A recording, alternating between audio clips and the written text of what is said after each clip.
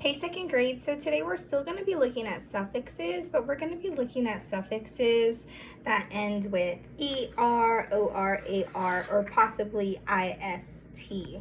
Um, go ahead and read these words with me that I have listed below.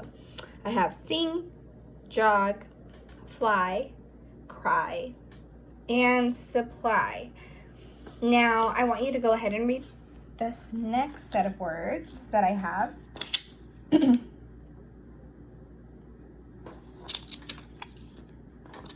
Once I get them out. Go, cry. There we go.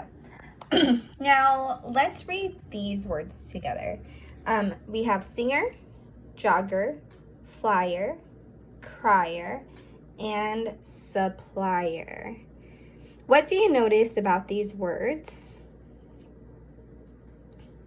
I am hoping that you guys are noticing that the words on the right here, have different endings, as I'm pointing, than the words to the left.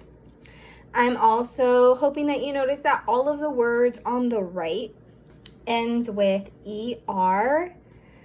The words on the left mean something that you do, but the words on the right are people who do things.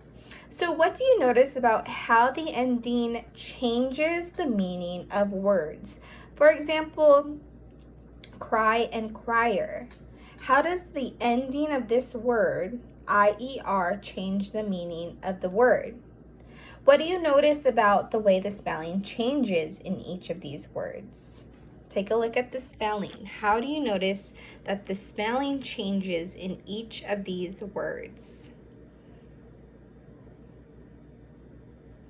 So some words end in ER, and then there are other words like flyer, crier, and supplier that end in IER.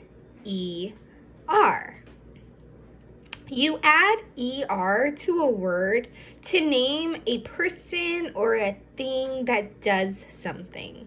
So for like example, in singer and in the word jogger, you add ER to a word to name the person or the thing that does something.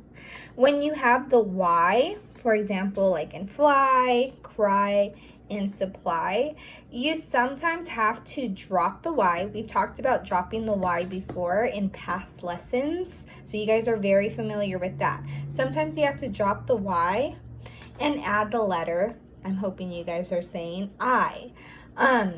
You drop the Y, replace it with the I, before adding the ER ending.